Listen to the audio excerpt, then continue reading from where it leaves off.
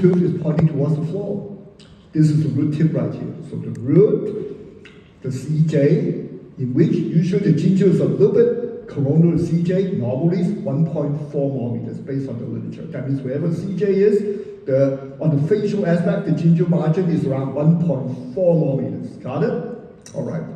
That means when you prep a veneer, if you put your margins more than 1.5 millimeters of gingival, you will officially eliminate the CJ.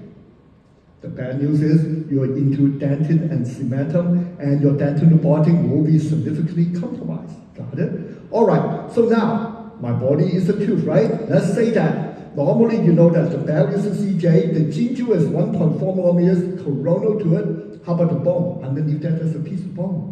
If the patient has no periodontal disease, how far is the bone able to go to the CJ based on the literature? 1.6 millimeters on an average. Got it? Because of that, from the gingival margin to the underlying bone on a patient without periodontal disease is what? 1.4 plus 1.6, 3 millimeters. Understand? Great. All right. Now, let's say that in this situation, I have facial bone loss. That means the bone normal is here. Now the bone is like my arm. That means this patient have a big facial bony defect. Got it? All right. I'm telling you that despite a huge facial bony defect, this patient, most of the time, the gingiva will stay put right where it's supposed to be. Then you say, why? Reason number one. We will find out that it has nothing to do, the facial gingiva position has very little to do with how deep the facial bony defect is. But a lot have to do with, look at my fist right here, you see? Okay, you see the defect? My fist is basically the bone at the interproximal bone of the adjacent teeth. That means what I'm telling you is if you have a situation, facial bone is completely gone. However, the interproximal bone is intact. Guess what? We find out that it's the bone at the entrance of the defect that dictates the most coronal position of the patient's gingiva. All right, you understand that? Okay, that means if your patients that you have interproximal bone loss plus the facial bony defect, now you have an increased risk of the facial recession. Point number two. How come it's so difficult to get facial recession despite no compromised buccal bone? It has to do with how wide that facial bony defect is. Let me give you two examples. Patient number one with defect very wide. Patient number two, the defect very narrow. Got it? But the interproximal bone is intact. Ladies and gentlemen, which one of the two, despite facial bone is compromised, the wide or the narrow, have the lowest chance of facial gingival recession? Is it the wide defect or the narrow defect? What do you think? How may say that the narrow defect will have a lower chance of facial recession? The narrow defect. You are perfectly correct. It's almost like shooting an arrow today. I have two types of bow, all right? The first type of bow is a long bow like the one that Robin Hood uses, the really long bow. Got it? The second bow is a really short bow, almost like the ones that mechanical, almost like you shoot like a gun, okay? Two bows, one long, one short. Both of them, you pull the string, same distance back. Which one want to come back faster? The narrow bow. Why? Because when I like to use this concept. Is, you know, my dear friend John Coyce and Keith Phillips published an article back in, I think, 1982 or something like that. And in that article, they describe a concept called an ARC concept, A-R-C, okay? And I want to utilize that because if the defect is narrow like that, the facial gingiva actually want to rebound back as fast as we can, all right? How about factor number three? When I say buccal bone is not there, but yet no recession, it has to do with the relative position of the underlying tooth or implant over that defect. For example, you have a defect here. My body is either the tooth or the implant. Let's go sagittally. How about that? Let's have two situations. Situation one, the defect is here, the body of the root is here, A, and then how about position B? B is like this. Got it? Which one will have a lesser chance of facial recession? A or B? What do you think? A, you're absolutely right. You're so smart, right? Why? That's why when we do root coverage, what do you do? To be honest, this, you know, all you need to do for root coverage under most circumstances, except if the overlying gingiva is really thin, okay? All you need to do is basically flatten out the underlying structure, such as the root and so forth. And by doing that, you can, a lot of times, don't even need to put a substrate in there. Don't even need to put tissue graft in there. The soft tissue will come back. You just need to free up the tissue enough, flatten out the emergence. A lot of times, the soft tissue will come back. All right? How about factor number 4? The last point is this. Again, with the bony defect, it has to do with the thickness of the soft tissue overlying that bony defect. Understand? Point to bring home is this. The thicker you have on the tissue, okay, or if you thicken the phenotype, we use the term phenotype, over the bony defect, thick gingival phenotype can override to a great degree the need of bone. I want to make sure you understand. The old theory is you got to have bone to have soft tissue, but on the other hand, now we know the thicker you have the phenotype, you can override the need of bone.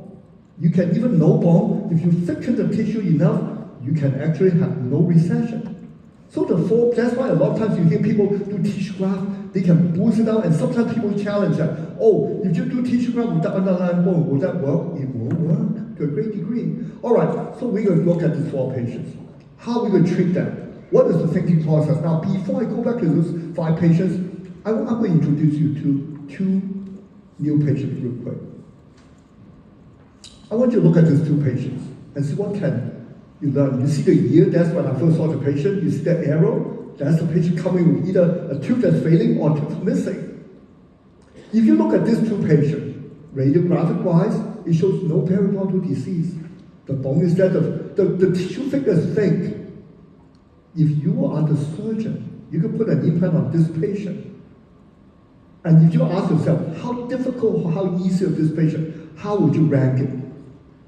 How many will say that this patient will be very difficult? Let's say from a scale 1 to 10, how much 10 being very difficult? How many of you as a surgeon will rank this case between 7 and 10? Very difficult. How many will rank it between 4 to 7, somewhere in the middle? How many will say it's on the easier side, 1 to 4 on the easier side? Well, any clinicians with a little experience in implant surgery will say this is probably a little bit on the easier side because everything is there, all right? Everything is there. So let's take a look at these 2 patients. How did I treat the patient? Patient number 1, really quickly. What I did was, back in 1997, what treatment did I do on the patient? Let me tell you. If a patient comes to your office with a front tooth that's failing, there are basically 3 ways you can treat that patient if you replace the implant. What are the 3 ways? Ways number 1 is the traditional way. What is it? Well, more than 50 years ago, Brandon Mark talked about, you extract the failing tooth, you put some bone graft in the socket, right? We call it ridge preservation. Then after that, what do? You wait for around 3 months for the bone to heal, you put an implant in. That's the classical way. Because you wait, that's why we call it the delay method, you wait. What's the second method? Second method advocated around 1980, 88, 89, first published. They say maybe we can extract the tooth and put an implant into the socket right away. That article, they talk about immediate implant placement, right? How many of you have done immediate implant placement before in your career? Okay, some of you, right? And then, so that was first advocated back then, but 10 years later, around 1998, first time in the literature they published that. What did they publish? This is all clinicians say, not only you can do immediate implant placement, you can actually put a provisional on the same day of the surgery, all right? We call that immediate tooth replacement. How many of you have tried that? Immediate tooth replacement, all right? Does it work? All right, a lot of people get very excited. However, that's around 1998. A few years later, the big meeting in Europe, that is in Barcelona, the meeting is called Europerio. One of the biggest, that and CIPA is probably the biggest Europerio meeting in Europe, okay? And in that meeting, several very renowned periodontists say, if you do immediate, you better stop. Why? Because if you proceed, you're going to not only have a lot of failures, you're also going to have a lot of soft tissue problems. Now, what are the third method? Third method was first published around 2003, I think. And that method is called early implant placement. My dear friend Danny Buser from Bern advocated this method in which they say you're going to extract the tooth, but don't graft the socket. The concept is because when you put bone graft materials into the socket, you're actually slowing down the wound healing process. And without grafting the socket, what you do, you wait how long? They suggest between 6 to 10 weeks. And after 6 to 10 weeks, that's when you open up the flap and you place the implant and do what you call grafting, contour grafting they call it. All right? So, ladies and gentlemen, patient come to you with a front tooth failing, you can either do what? Delay, immediate, or early placement. How many of you have tried early placement? Let me see your hand. Okay, some of you do. All right? Do they work well? I want you to think. And I also want you to think something. All right? A lot of times concepts in restorative dentistry as well as periodontology is kind of like a religion, all right? It's like a religion, like occlusal scheme, religion, okay? You know, a lot of things like religion, okay? But the point I want you to think about it, in the end, it doesn't matter what concept you use, how powerful a leader is behind that concept.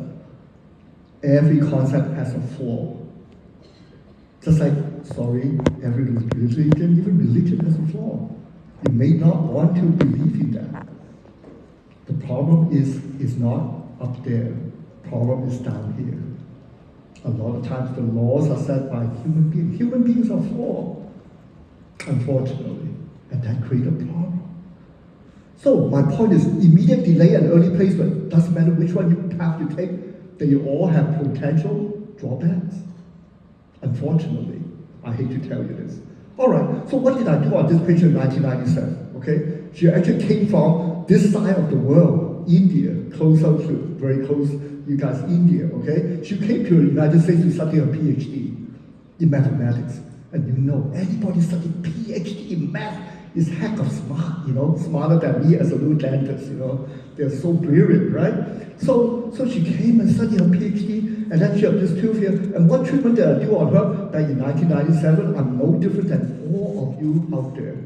When I attend a lecture as a young student, I saw some people talk about, this is the procedure, I'm gonna go home and try it.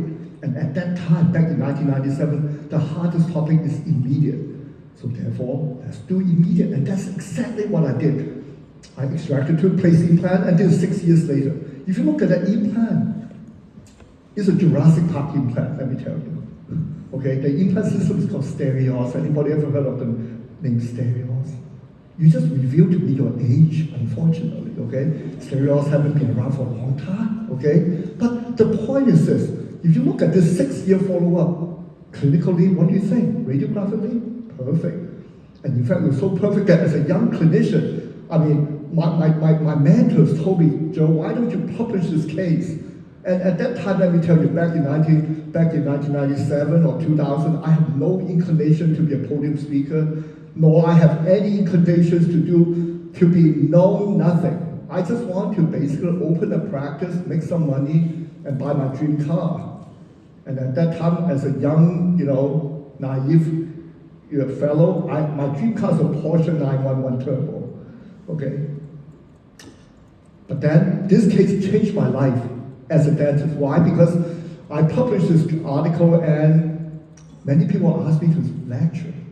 Many companies approach me, you know, saying, I want you to be a speaker. So unfortunately, because of this case, I became a podium speaker by force to a great degree, all right? And so after I finished seeing her on that recall appointment in 2003, she told me that, Dr. Ken, unfortunately, I need to say goodbye to you because I'm going back home to India, all right? And I looked at the date, I said, wait, you haven't finished your PhD yet. She said, well, to choose between a poor PhD student and a rich wife, I'd rather be a rich wife. I said, smart girl. So she went home, got married, and haven't seen her for a long time until 2013. Exactly 16 years later. On my iPhone, I have this application called LinkedIn. Anybody heard of LinkedIn? Okay, so I have this app called LinkedIn. And one day I got a message on LinkedIn saying, Dr. Ken, I would like to get connected with you. But look at the name, it's this patient from India. 16 years later now, let me tell you, back in 2003, I was nobody. But in 2013, 16 years later, I am kind of like this superstar. I lecture all around the world. Everybody embraced me. Okay, say, Joe Ken, you are the guru. Okay, and the first thing came to my mind when I saw the name on that app is that I said, Joe, you got to get this patient back to your